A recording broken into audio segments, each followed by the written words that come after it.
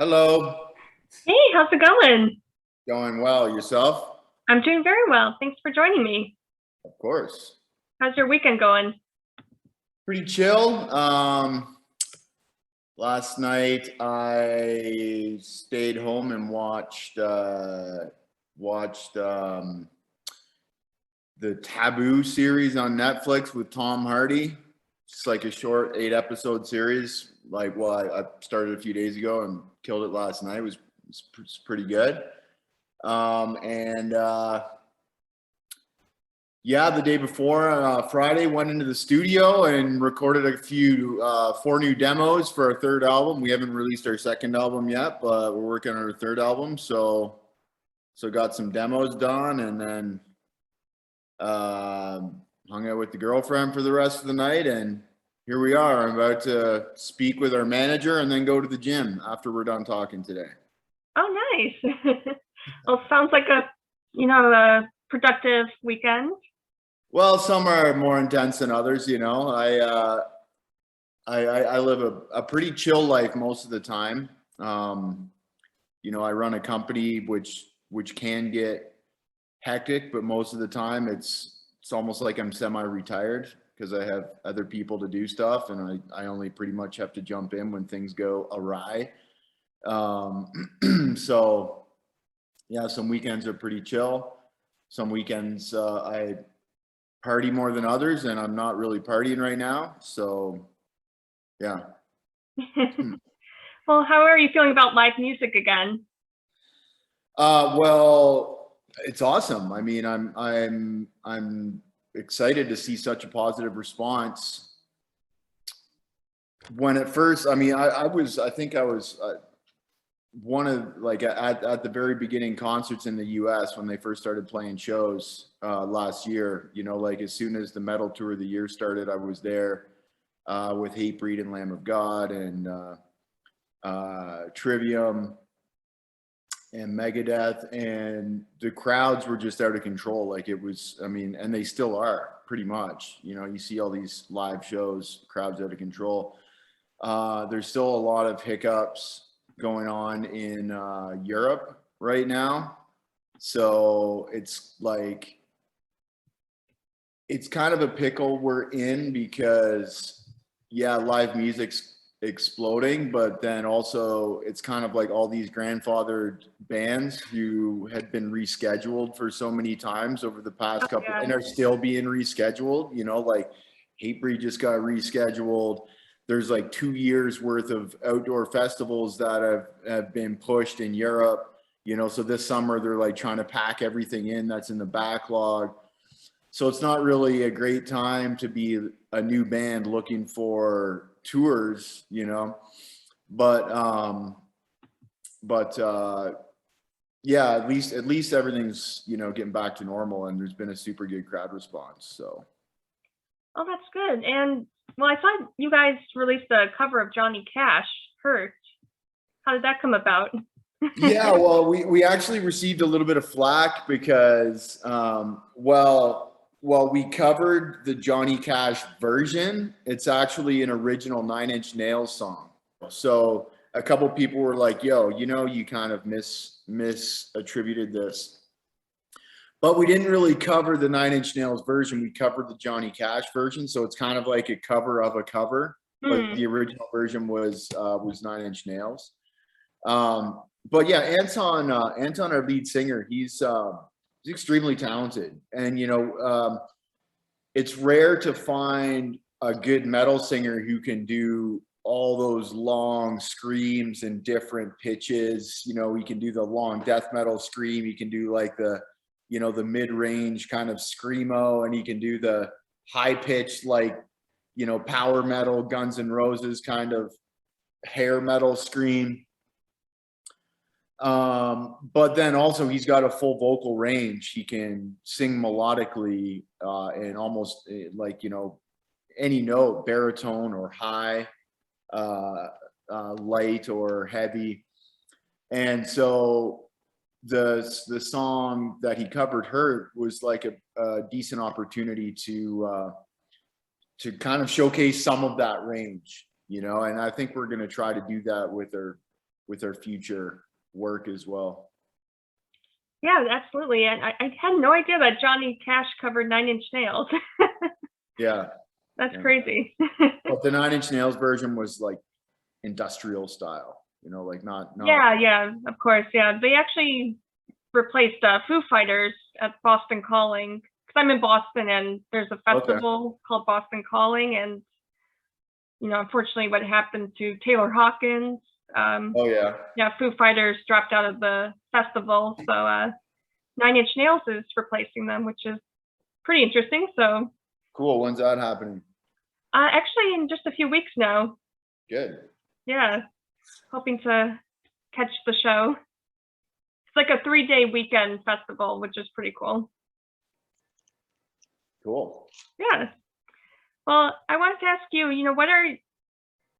I know you guys are inspired by old school metal. What would you say is one album from your childhood that you always go back to?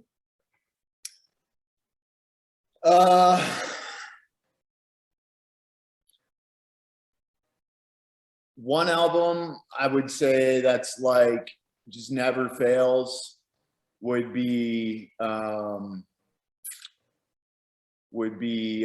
Display of Power, Pantera. I think that's just like one of those classics that, it's got a load of really great songs on it that are, really Pantera's prime time, and like showcases that real essence of Pantera, when like Phil was like this bombastic, young 20-year-old kind of, just invincible, headbanging, like angry representative of the youth of that time. And Dimebag was like this totally unique guitar player that just came out of the gate swinging. Yeah, and so that brings back a lot of nostalgia personally, but it could easily be, like a Hatebreed Perseverance, which, I remember being like driving around. I had like a 92 black Jetta in college when that came out, and, I had like a cassette tape.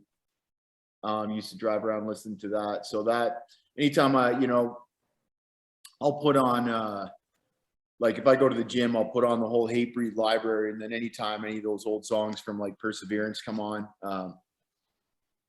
that brings back some nostalgia. Sepultura, anything from like Arise or KSAD or Roots brings back some of that nostalgia a little bit as well. Or the old Machine Head albums, Burn My Eyes, More Things Change, those kinds of anything that's like, from those top 5 bands in the mid to late 90s.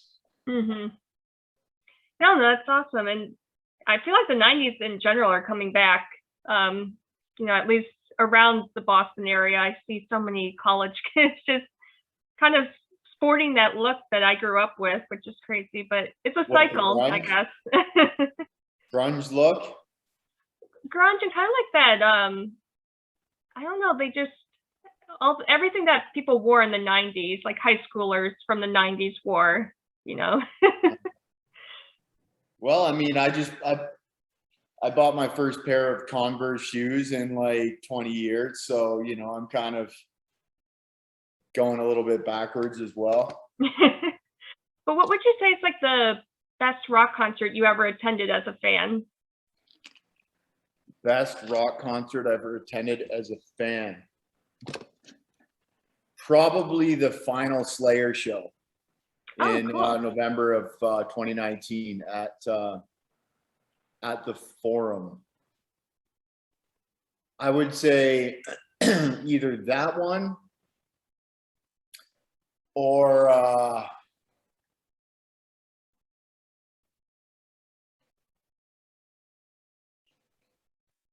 I'll give you the top 3. So that one or Machine Head concert in 2009 in Brisbane, Australia at House of Blues.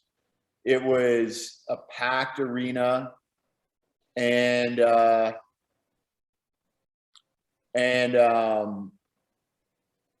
the last song they played was Halo, and like the whole crowd was singing the chorus. And then after the song, Phil Demmel jumped on the crowd and crowd surfed like from front to back and back up to the front. So that was pretty cool to watch. And then the third would be like probably when I saw Pantera in 2001. It's right up, like fresh into college, but a bunch of my old high school buddies from my hometown like came to the show. It was in Hamilton, Ontario.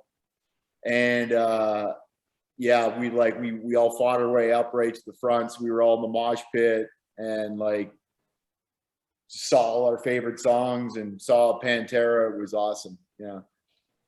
Oh, that sounds awesome. Now that seems like such an iconic show to see crowd surfing, and from the front. You said you went from the front to the back? Yeah, or close to it. It's a long time ago, but I think so. And then I would have to throw in the first concert I ever saw, which was Soulfly and System of a Down in Toronto in '98. And actually, Logan Mader was playing guitar for Soulfly at that time at that show, and Logan Mader became our producer. So, oh, wow. We connected 20 years later, and he ended up producing our first 2 albums. So it's pretty cool. Yeah, and you mentioned Sepultura, which you guys did some shows with recently. Well, we were supposed to, but Eloy broke his leg when they were touring in Texas. The drummer, Eloy Casagrande, I think it was April 4th. They were playing in El Paso, and he was climbing off the stage in between sets, fell, and he broke 2 bones in his leg.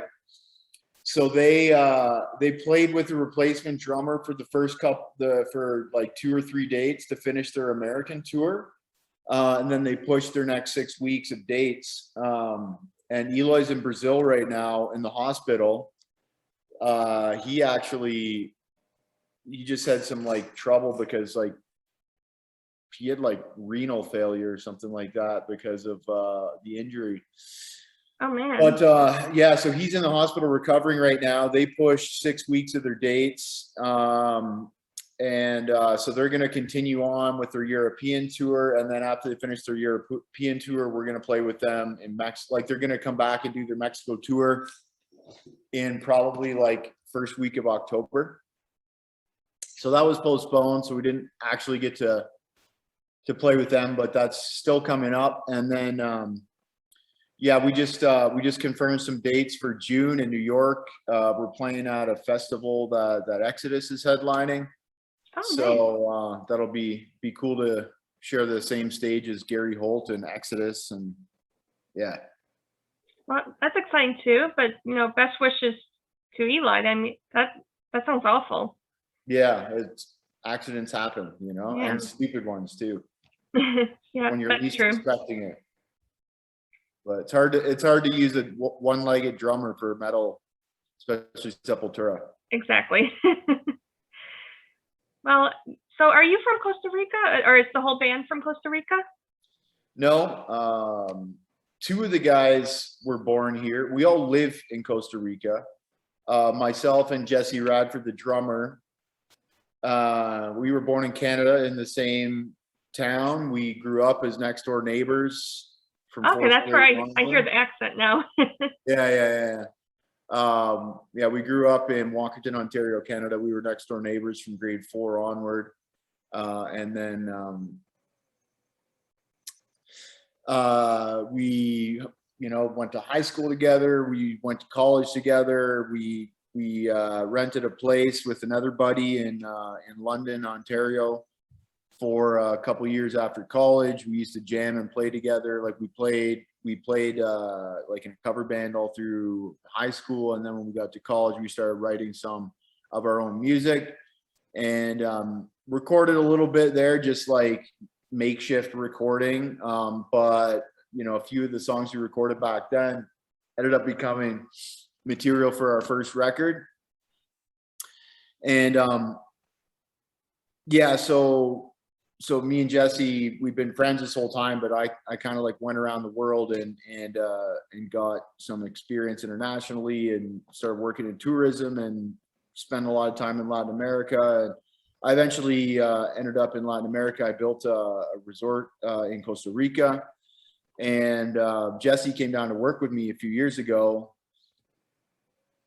So he's been here for a few years, and you know, we work together here.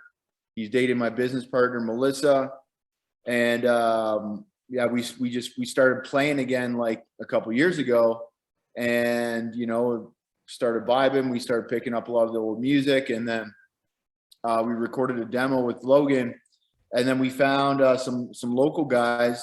First, we found this singer. He's been in Costa Rica for 20 years, but he was actually born in Russia. So he's like this big, tall, like Russian dude. But you know, he's been cultured into Costa Rica, so he's a little bit softer than most Russians. And but he's still hard as fuck. And then we got a couple of guys who were in a band with him from Costa Rica, Emil Minot and Andres Castro, and of course our lead singer is Anton Daruso. So yeah, they it's an international band, but we all live in Costa Rica. Yeah, no, that's a nice blend of cultures. Yeah. It shows too. You know, it's we don't have any one particular cultural pathology. We have 3, 4, and makes for some good, you know, multilingual jokes and stuff like that. So I bet. Yeah. No, I've heard great things about Costa Rica. I've yet to go there, but I've heard great things from people who have been there. It's a great country, yeah. You know, it's safe. The weather's always nice for the most part. It's decently run. It's, you know, I've lived in several Latin American countries. I think this is probably the best country out of all Latino countries to live in. And also, I think it's one of the best countries to live in the world, to be quite frank. Education system's decent here. The healthcare system's decent here. There's as much supply chain as you could really ask for. It's pretty expensive, but you know, you get what you pay for, really. You know, the real estate's beautiful. The roads are functional for the most part, things like that. So yeah, crazy beaches all over the place. And yeah, I really enjoy living in Costa Rica. The people are beautiful as well. Oh man, I'm longing to go on a vacation now. Have you been out of Boston since the start of the pandemic? Not internationally. Just I've been up and down the East Coast, but I'm hoping to schedule an international travel soon. Yeah. I think a lot of people, fewer and fewer, but still there are a lot of people who haven't done a lot of traveling since before the pandemic internationally. Yeah, I think we're getting there. I think hopefully it's going to be safe again. Yeah, fingers crossed. So what else can people be on the lookout for in the next few weeks from you guys? Well, we have, so our first album, Animals, went out November 19th of last year. So that's already out. It's on Spotify. We have a bunch of videos up on YouTube, some great stuff. We just recently put the cover for the Johnny Cash cover of 9 Inch Nails, right? The song Hurt, which Anton Daruso did. So that's up on YouTube and on social media. So our social media is at Savage Existence Official, and our YouTube is Savage Existence Band. Our website is savageexistence.com. We've got everything up there as well.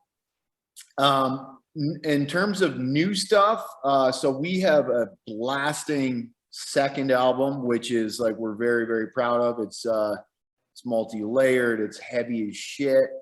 Whereas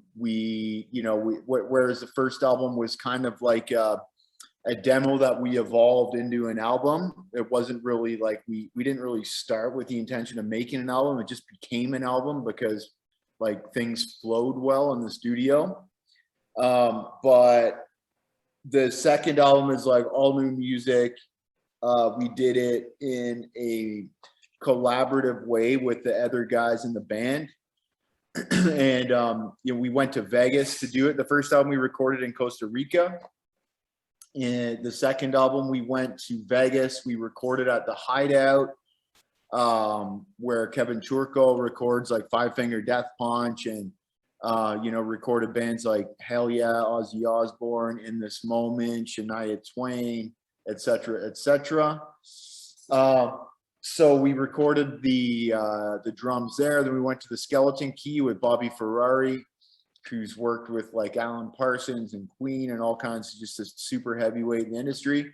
We did all the guitars and bass there. And then we went to Logan's studio to do the vocals. So that album came out really, really well. We're really stoked to start putting that out. And our first single goes out on May 5th. So like in a couple of weeks, our first single, it's called Dumpster Water, which is an odd term that came up in a conversation I was having with one of my friends who works in the nutraceutical business, and was super pissed off that like the FDA was cracking down on all these natural products while at the same time they let 100,000 people die per year from opioid pills they regulate. You know what I mean? That they permit. So it's kind of like an evolution of like the swamp water, and it's beyond swamp water, it's dumpster water, this collusion of all these bureaucracies and governments and big media, big tech, and this whole kind of massive like censorship, cover up, and corruption that we saw during the pandemic as well. So the whole song's about that. The lyrics are brutal. It comes with a video. So our video is going to be up on YouTube on May 5th.